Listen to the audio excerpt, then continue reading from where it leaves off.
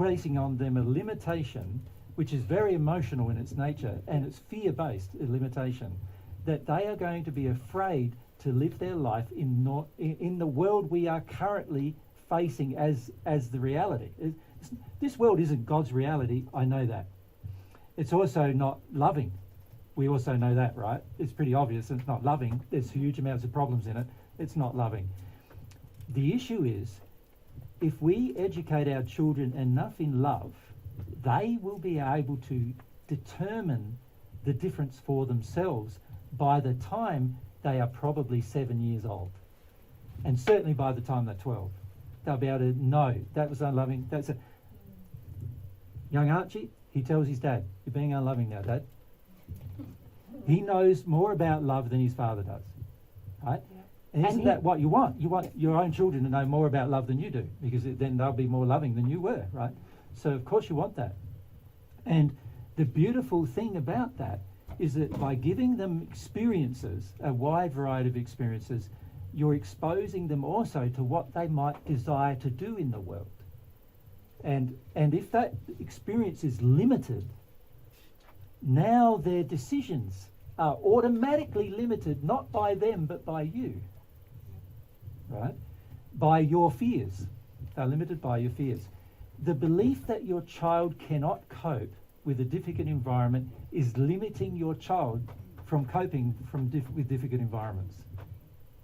I believe a child, by the time it's like, if I could illustrate again, young Archie started having arguments with his father. Now, that's a tough thing to do. If any of you tried that by the age of 9, you will find that was a tough thing to do. In the first century, I did that from the age of 6, and I got hammered by my father. Well, some of us might try at that age, but we soon get suppressed, don't we? Yeah. And so it is a difficult thing to do for a child to stand up to his own parents and say that's unloving. But isn't it a fantastic thing that he can even do that? Like, how well protected is he in his future? He'll be able to see anybody who treats him unloving, you're unloving. Straight away, he knows. Straight away. He might not have to tell them, but he will know. And he'll be able to make decisions and choices from that. And because he's had the education to understand what love is, he can speak reasonably with his dad about it. It's not just like, "Oh, Dad, you're unloving." It's, "Dad, you're unloving because you lied to that guy. That guy came to buy something and you lied to him about it. You falsely inflated a price and that wasn't fair to him." Yeah. All sorts of things he tells him, like specifics. Yeah. Because he's well versed in ethics and morality by this age. Yeah. But also he often has to come away and cry, sob, Yeah. It's rough, but what resiliency, But he's a very happy person. In general. He deals with his sadness as it happens, so he doesn't store it and save it for next time. He deals with it as it goes, but also he's learnt that he can handle any feeling. He doesn't need his mum to help him, he doesn't need his dad to help him with any feeling. He can handle any feeling. And he's a young man, really, and he's more grown up than most 50-year-olds we meet. Sometimes in God's way he's been managing 50-year-olds, managing the activities. We have him managing Yeah. adults, and some of those adults, I don't know, Pierre, you might have even been on the end of his management, I don't know. Yeah, I don't think he's a manager yet. But like he's managing adults, and he sits down with them and say, you did this today and you did that today, and that wasn't loving, and fair dinkum. He's like, and he's 12 doing this, and we trust him to do it because we can feel his condition, right? So he's switched on character, but he's had to learn how to deal with emotions, how to learn how to deal with things. He has very specific goals in his life. And the older kids had more limits placed on them by mums and dads' restriction of their experiences, because mum started listening to Divine Truth when Archie was still in her tummy. He's really had the most benefit. The older two still have fears and worries about conflict and things because they weren't given the confidence from such a young age that they can engage truthfully with others. So 12-year-old Archie will have a fight with Dad. 14-year-old Archie won't do it. 14-year-old Charlie won't do it. No.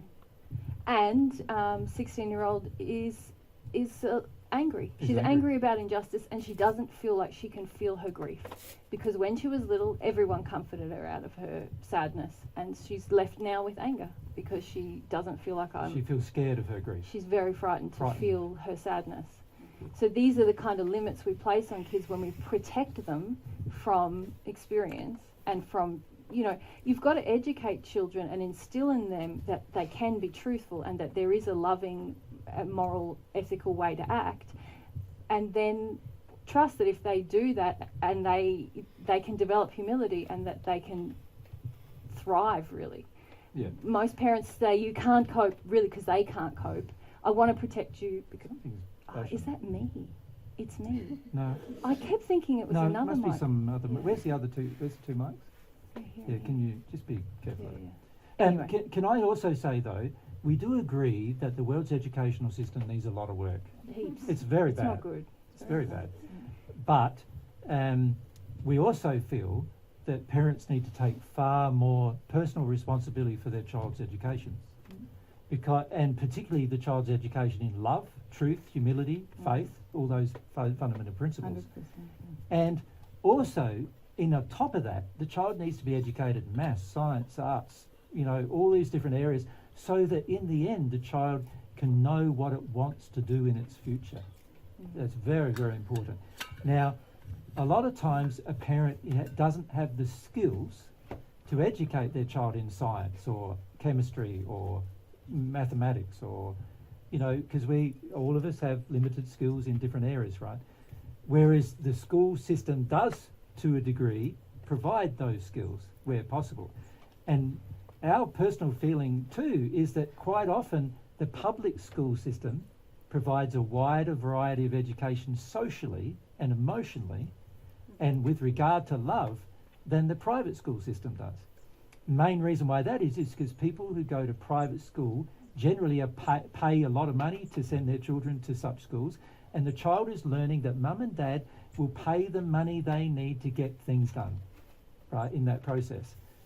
That's not happening in a public school system, and so the child generally doesn't feel a class barrier. In private school systems, frequently they create class barriers. And so part of the love of a system needs to not create class barriers either.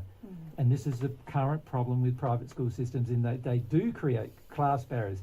They create barriers based upon money.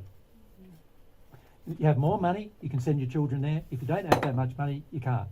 Simple as that. And so these particular systems all need to be overhauled. So the private school system and the public school system all need an overhaul. All of the alternate school systems all need an overhaul too, because as you can see, God's standard of love isn't the priority, but they all need an overhaul. But the biggest effect you can have as a parent on your child's education is to educate your children in the 5 fundamental principles. And do your own, do that for yourself as well. Yeah. Yeah. Okay, thank you. Yep. Just around the fear, it's one of her fears. Yeah, one of her fears, yeah. I know what it's connected to, like from what I did to her when she was young. Yeah. That's part of it, but also I think she's very open to spirit, and so she's 11 and she's scared to go to sleep by herself. Yes. And every time you go to sleep, you have to go through what happens when you sleep is your physical body stays on earth, and your spirit body and your soul goes into the spirit world, right? And every time you wake up, your body comes back, the spirit body comes back, and you wake up. So if you go to the toilet at night, that happens 2 or 3 times. But if you are sleeping all night, then that only happens once. But the earth, remember what I said about the earth. The earth is surrounded by 20 billion quite dark people, quite dark spirits, who all look quite scary. They all have quite scary intentions. They all generally want to interfere with people with their earth life. And they are particularly interested in scaring children, unfortunately, because it gives them a sense of power. So if you can teach your daughter how to feel fear... I've tried. we're working on that, but it's not so easy. Well, you've got to learn how to feel fear yourself I first. do. I feel fear. I feel a lot of fear. I think I feel. No, I don't feel. You're aware of fear. You're aware of fear, Yeah. and I feel it in my you chest. live in the effects of fear, Yeah. but you don't actually go through the terror as an emotional experience. Uh-huh. You're too afraid to do that at this stage. So first you've got to learn how to do it yourself. When you learn how to do it yourself, I'm sure your daughter will learn it from you anyway. But if she doesn't, then you can say, this is what I do, and work through that. And this will help her go to sleep, because at the end of the day, you nursing her to go to sleep doesn't overcome her fear. Mm. And this is why she needs it every night, right? Well, she just needs somebody there. Yeah, Yeah. she needs it every night. Yeah. Mm. Yeah. And so around feeling fear, like I've just, from listening to you, and but I don't know, maybe there's other stuff that I didn't, like, what's your advice around feeling fear? You don't want to go through the raw experience of terror. Now, until you change the desire to go through it, you're not going to be able to teach your child how to go through it. That makes sense, doesn't it? You can't teach somebody something you don't yet understand fully how to do. Mm-hmm. So you're going to need to firstly go through the raw experience of terror yourself.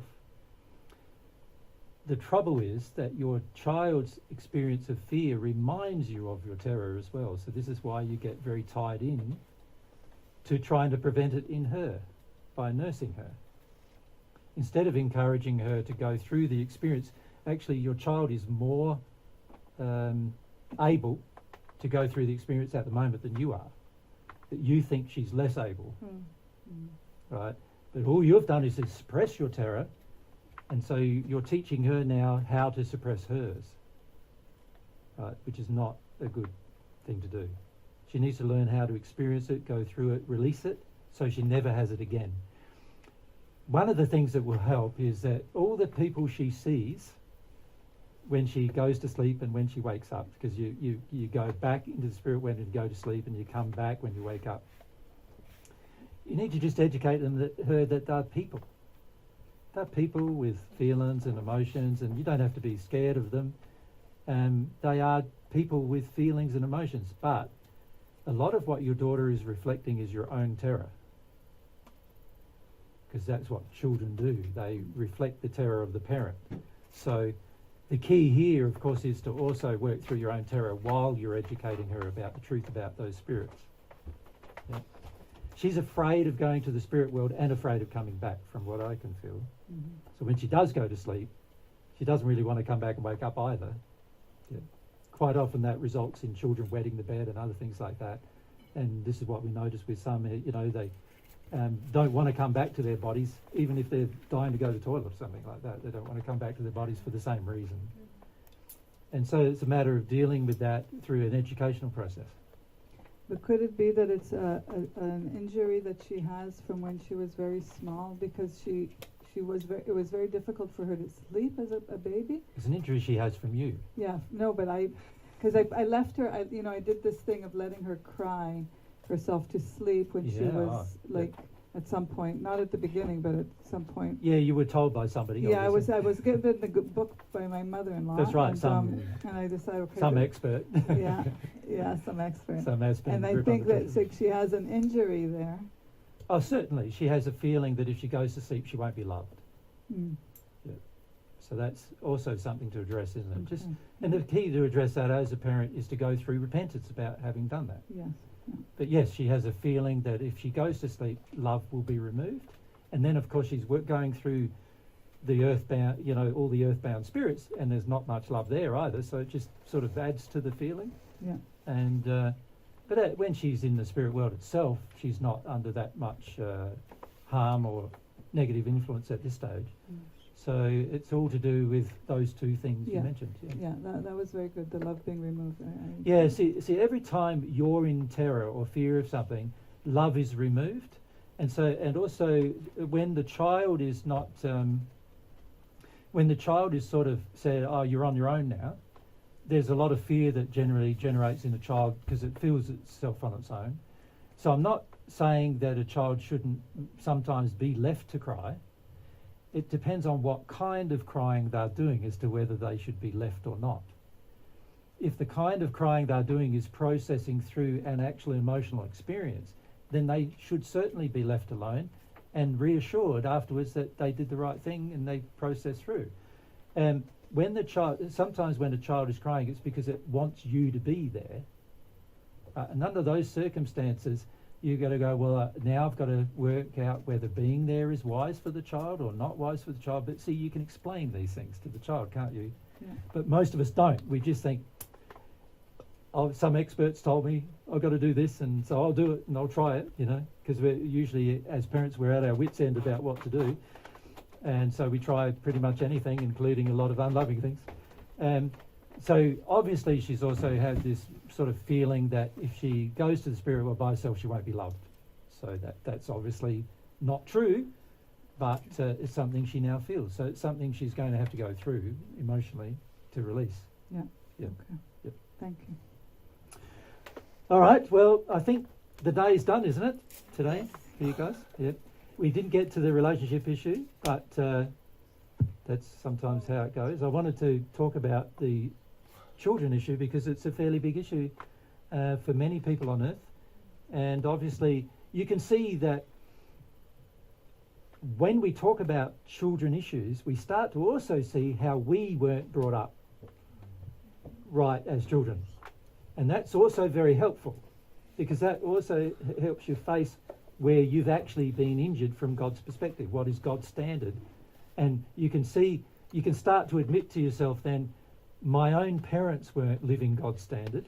So naturally there's going to be some results from that, And quite often what we do as adults is we reason ourselves out of the pain of it by going, oh, but every parent was like that, or they didn't know what they were doing, and they were just young themselves, and I know what it's like because when I was, when I had my first child, I didn't know what to do either, and we reason ourselves out of our own pain. And this is a very damaging thing to do for your own future because the pain is going to stay in you while you deny it. So it's going to finish up guiding your life in a very unconscious manner for many. You'll do things naturally that are unloving without even thinking they're unloving because of the feelings that are still within. So it's very important too that when we have the discussion about how to bring up children, that we also think about it ourselves as to how we were brought up as children and what we can now do to deal with the injuries we gathered from our uneducated parents. Right? This is something that is very helpful to do because then you could start reflecting and working through, I didn't see that as God's standard, and I didn't see that as God's standard, and I'm actually reasoning with myself to avoid the pain that I actually have, right? And this is what many of us end up doing. We reason with ourselves by even just saying, well, they didn't mean it, and they weren't purposeful, and they were mistaken, and all that's maybe true.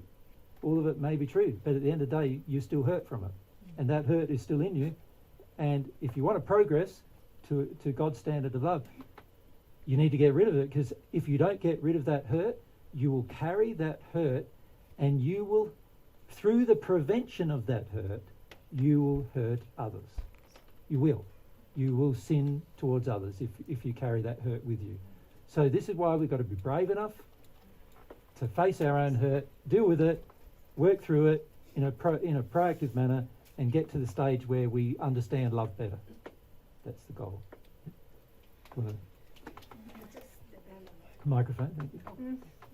I just wanted to say one little comment that when we are thinking about our own experiences and having the dialogue with ourselves to try to guide ourselves out of something, face something. Yep. We never see ourselves because we we don't see ourselves, we're internal. And I have found that going to a mirror and looking ourselves, in the mirror and Yep. talking to our own eyes, our own self, Yep. a lot of truth out loud Yep. will really come out in a way that it's sort of cyclical inside when we don't see ourselves. Yeah, so really what you're saying is asking about or talking about is methods to connect. A tool. There's lots of different ways to connect, and for every person, there's going to be different ways. Like the average man, I find, look in the mirror, doesn't do much for him. Well, it's just like it seems to me it's just a suggestion. I agree, of a and good I'm way not saying. to be honest. Yeah, but I'm Yeah. not saying don't use these methods. And I'm I'm not saying- saying do use it. I'm just saying that there's something quite powerful.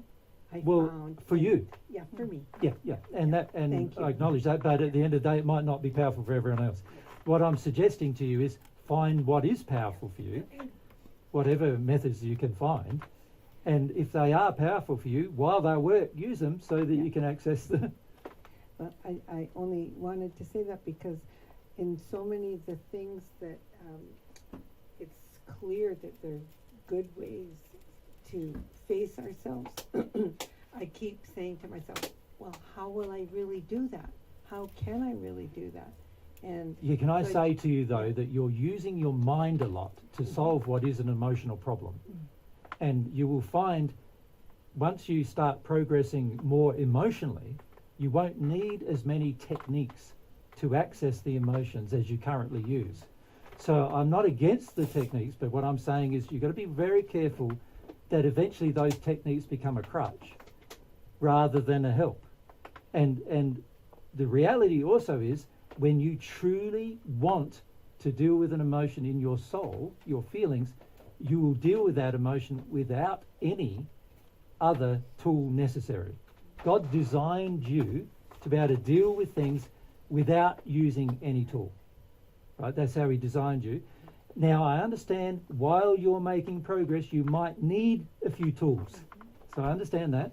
But what I'm saying is once you get to the stage where you really want the feelings and you really want to live that life, and in fact, once you basically live the way God intended us to live, you will find you won't need any tool, any encouragement, any talk therapy, any therapist, any manual tool, nothing. You won't need any of those things to access your emotions after a while.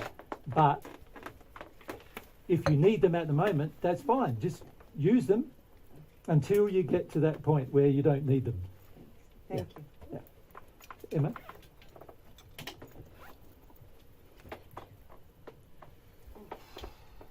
So, I'm now seeing the things I taught Elsa that aren't very good. Yep.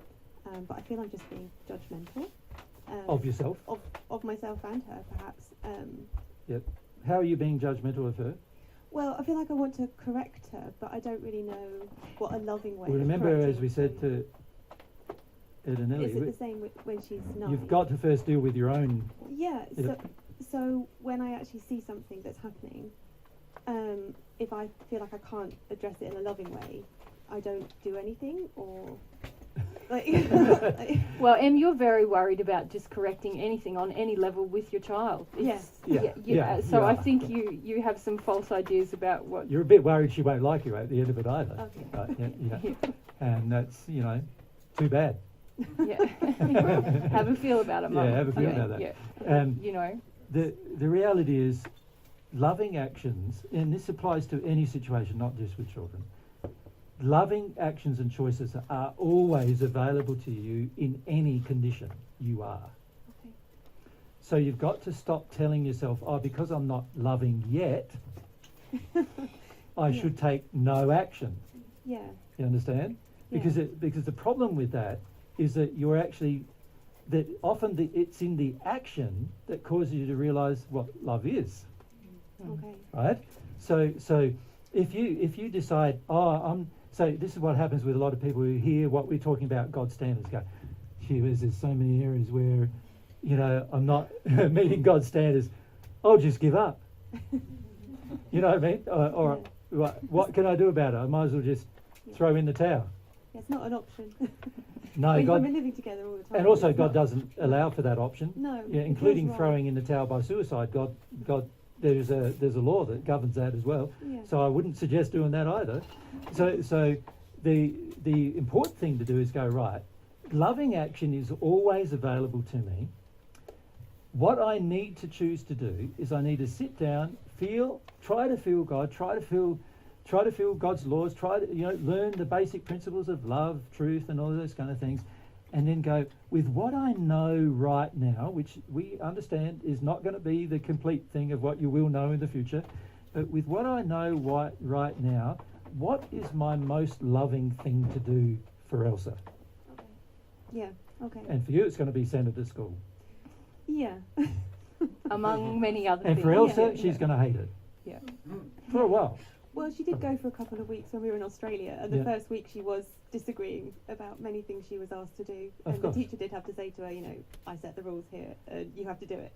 And then isn't we had to that- have a conversation And about isn't it. that wonderful? Because one of the things your daughter needs to learn is that there are laws, Yeah, and that she needs to learn how to live by them. yeah, It is because that's the thing she's not learning. yeah, At the moment, she's learning like there's no rules. I can do whatever I want, yeah, and this is not good for her relationship with God, right? No. So it's interesting. The very first problem yeah. that the Was teacher is rebellion. addressing with your daughter Yeah. is law, Yeah, right? And this is not a bad thing, right? Now, I'm not agreeing that always the teacher will have the right law, yes, but I'm saying, well, what's the problem with just doing, if the teacher wants you to stand up, then stand up. What's the Yeah. problem with that? If you already know that you don't have to do it in your normal day-to-day life, wouldn't you want to stand up just to please her, or just to make her comfortable, or Yeah. just to make her life easier? well, just to keep the peace in the environment. If nobody complied with the laws, Yeah. then it would just be Now, chaos. you imagine you've got 30 children, Yeah, and one of them is constantly rebelling. yeah, How hard is that teacher's life going to become?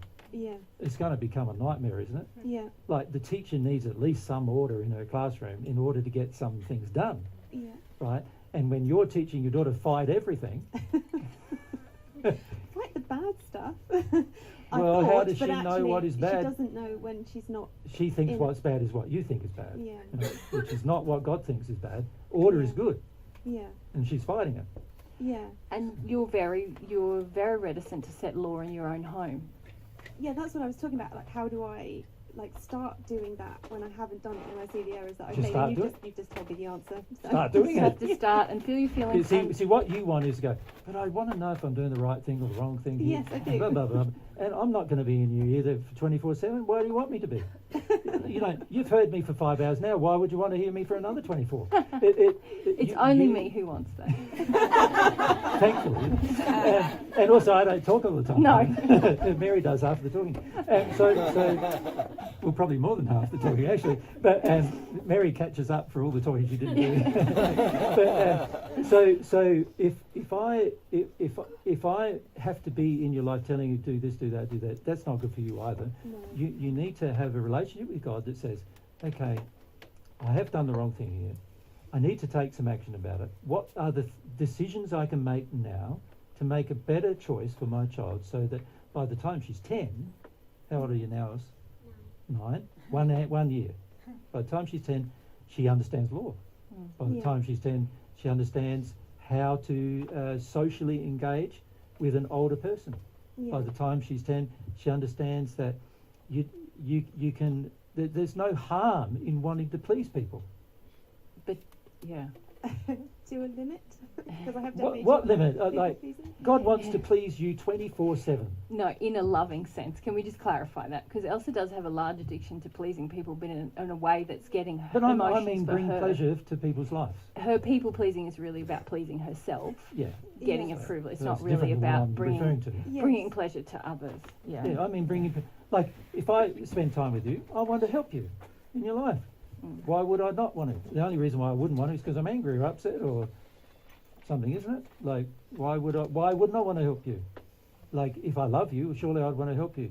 See, we got to help our children come to see that actually they're not single, alone people in the world.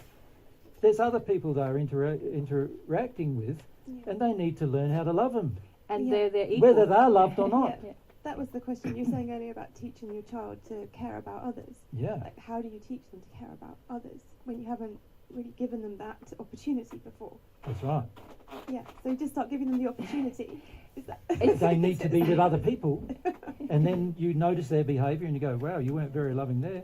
This is what love would do here, and this is what love would do there. They need to, you know, when she's interacting with you, you probably already do that, but when it comes to I don't know that interacting you with do. Yeah. all Not of the time. people here or other children in particular, because else you have a very sort of superior view of, mum has a superior view, so you have one, of I'm better than other children, I can fight my own teacher. Isn't that wonderful? Do you know what I mean? And while it's good that she can stand up for truth potentially, is she actually standing up for truth or an error? No, at the Like she moment needs it to was- know these things, right? Yeah, at the moment it was just rebellion. That's right, that's Yeah. right. It's like, I don't want to do it, so I'm not doing it. And this Yeah. is what we notice when you both come to God's Way programs, right? If Else doesn't want to weed the garden, she's not weeding the garden, she's just going to sit there and just moan about it and never do anything. Now, Well, it's- often she does it because she wants to please me, but she's not very happy about doing it. yeah, and isn't the goal to be happy about environmental recovery? Yeah, You know, one of the things we're trying to teach people in God's Way is the work done to recover the environment is good work. yeah, It should be fun. It should be, enjoyable. you should enjoy it. So if you're not enjoying it, you've got a problem. Yeah, Right? Hard work is not a problem. The body is built for it. yeah. I think a part of it is like I've often worked too hard when I'm not enjoying it. So Of course, Yeah. now you're talking about how your emotions are affecting your Yes, child's yes. behaviour.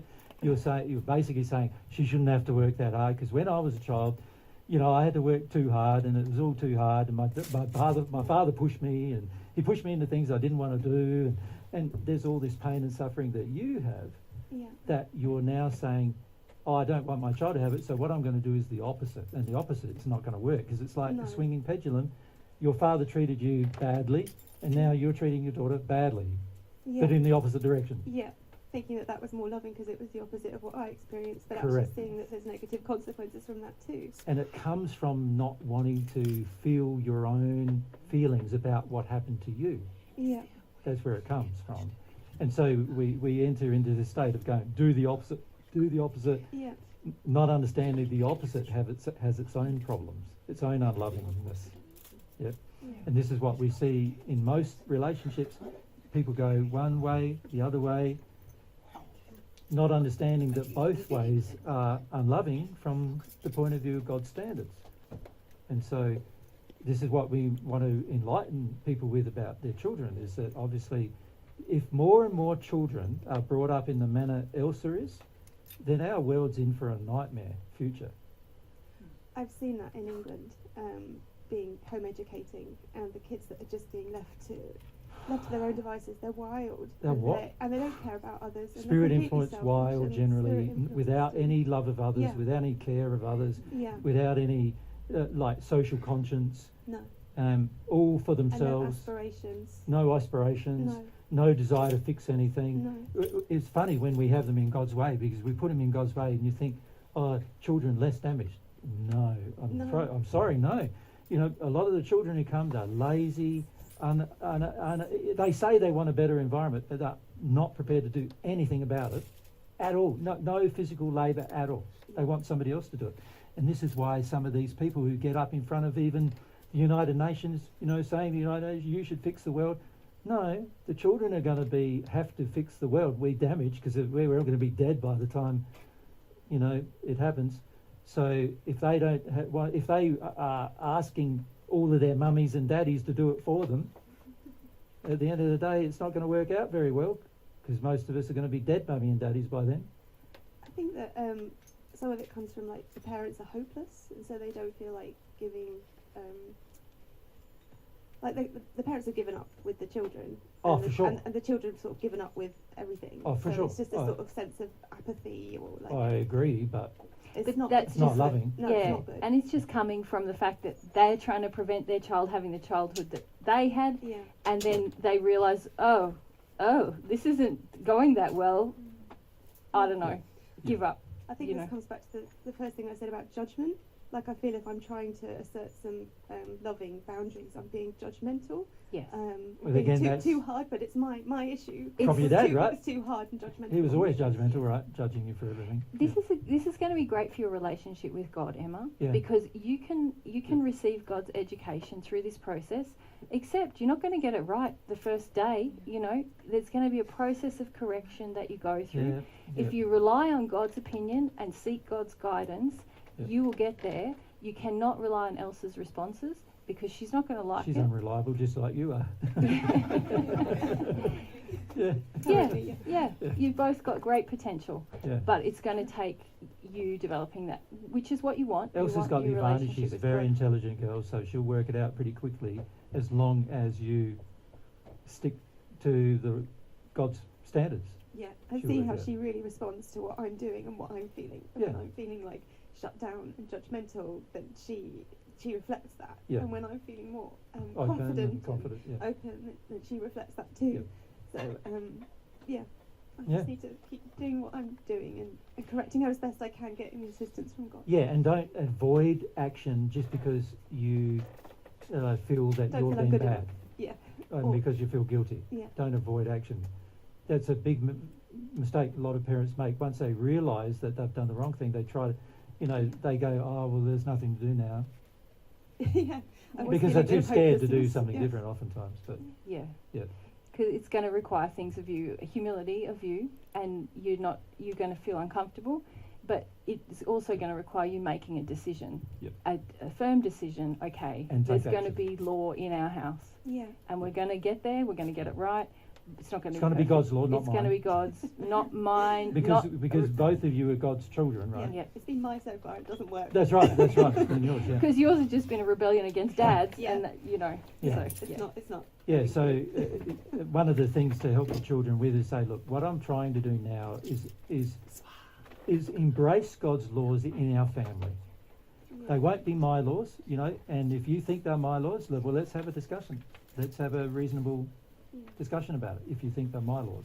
And by the time they're Elsa's age, you can easily do that. You can easily reason and say, if you think they're my laws, then you guys are off.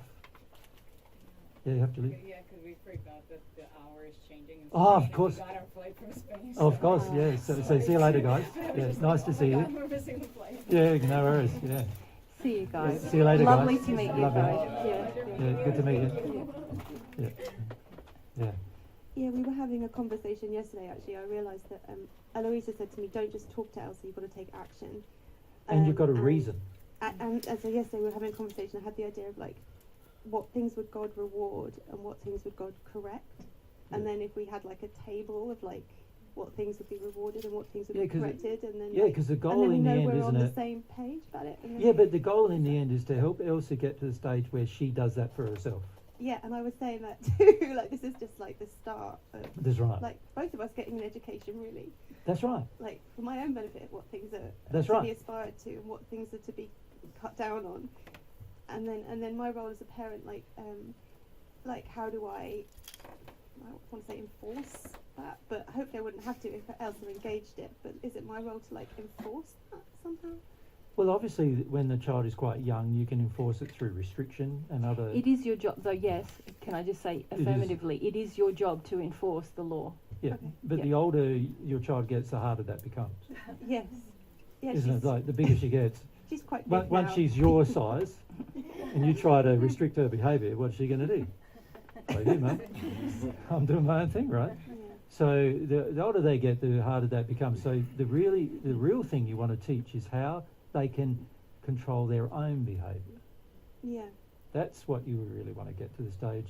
So by the time Elsa's 12, you want her to be wanting to be loving herself Yeah. and controlling her own behaviour and dealing with her own emotions so that she can be loving Yeah. herself.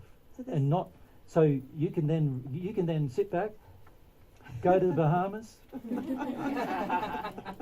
and else will be loving no matter what you do.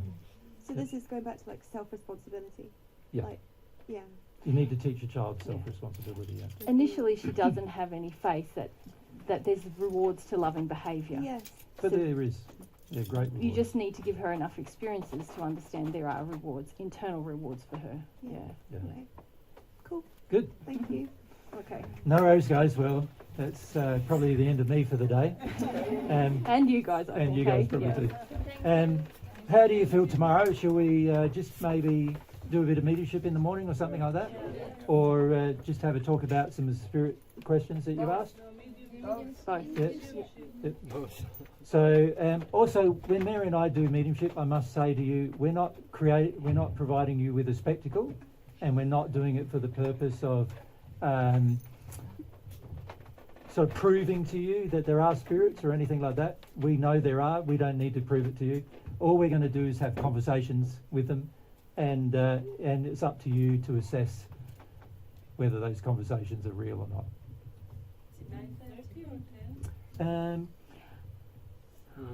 The problem is we always say we'll start early and then we'll end early and then we But we don't end early. just go the same length of time. Yeah, 10 at least, hey? 10 I think. Yeah. Can we do that tomorrow? Yeah. That gives us a bit more time in the morning. Yeah. And then for how long? How long will it be? So, Who knows what's that? how long? How long? Yeah, how long's a piece of string? I don't know. Yeah.